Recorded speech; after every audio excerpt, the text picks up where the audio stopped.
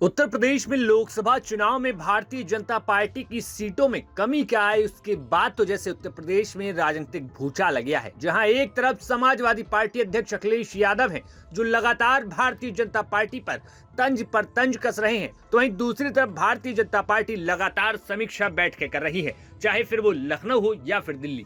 पिछले ही दिनों लखनऊ में पूरी एक बैठक बुलाई गई, जिसमें बीजेपी राष्ट्रीय अध्यक्ष जेपी नड्डा समेत प्रदेश अध्यक्ष भूपेंद्र चौधरी, मुख्यमंत्री योगी आदित्यनाथ और सभी सात के मंत्री, विधायक, सांसद और पूर्व सांसद मौजूद रहे। इस पूरी बैठक में तमाम उन मुद्दों पर चर्चा की गई जिसमें भारतीय जनता पार्टी को उत्तर प्रदेश में इतना बड़ा झटका लगा। लेकिन अब इस पूरी रस्साकशी के बाद अखिलेश यादव ने एक ट्वीट करते हुए तंज कर दिया है, और ट्वीट ऐसा जिसके बाद भारतीय जनता पार्टी क्या जवाब देती है, ये अब देखने वाली बात होगी। दरअसल गुरुवार को अखिलेश यादव ने ट्वीट करते हुए कहा कि मानसून ऑफर 100 लाओ, सरकार बनाओ। दरअसल अखिलेश यादव इस वक्त तंज कर रहे थे कि आखिर भारतीय जनता पार्टी में जिस तरीके से खेमेबंदी दिख रही है, उसके बाद क्या वहां पर भारतीय जनता पार्टी में कोई उथल पुथल होगी या फिर कोई टूट होगी, जिसको लेकर अब अखिलेश यादव ने ऑफर दिया है। आपको बता दें कि अखिलेश यादव ने यही बात लोकसभा चुनाव के पहले भी कही थी, जब उन्होंने एक चैनल को दिए इंटरव्यू में कहा था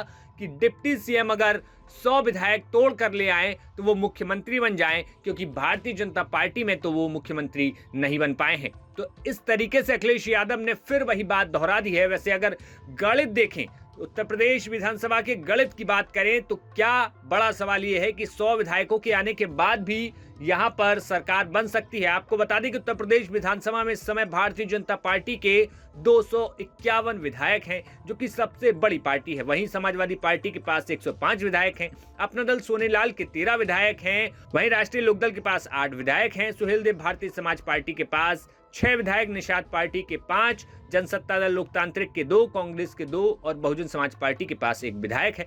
उत्तर प्रदेश की 403 सदस्यीय विधानसभा में बहुमत के आंकड़े के लिए 202 विधायक का समर्थन होना जरूरी है।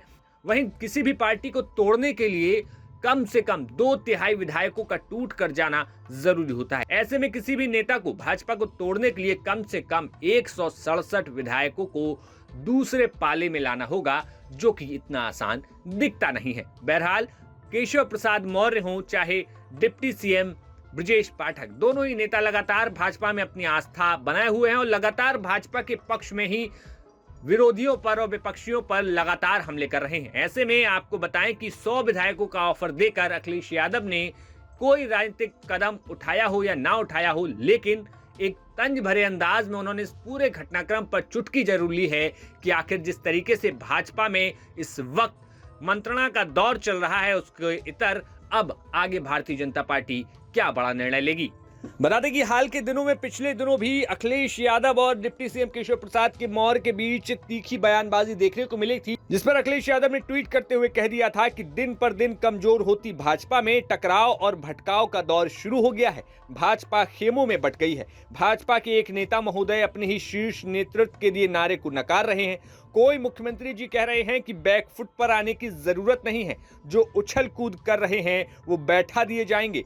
तो कोई कह रहा है कि संगठन सरकार से बड़ा है, तो कोई सहयोगी दल हार का कारण दिल्ली लखनऊ के नेतृत्व पर डाल रहा है। कोई वीडियो बनाकर बयान दे रहा है, तो कोई चिट्ठी लिख रहा है।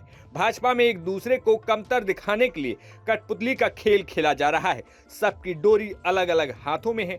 भाजपा में पर्दे के पीछे की लड़ाई सरेआम हो गई है। इंजन ही नहीं, अब तो डिब्बे भी आपस में टकरा रहे हैं। दरअसल अखिलेश यादव ने हर एक लाइन में भारतीय जनता पार्टी के हर एक खेमे को निशाना साधा, लेकिन इसका जवाब देने के लिए खुद डिप्टी सीएम केशव प्रसाद मौर्य ने ऐसा जवाब दिया, जिसके बाद अखिलेश यादव भी सकते में आ गए होंगे।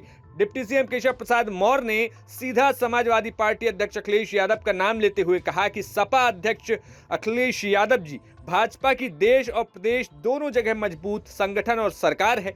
सपा का पीडीए धोखा है। यूपी में सपा की गुंडाराज की वापसी असंभव है। भाजपा 2027 विधानसभा चुनाव में 2017 दोहराएगी।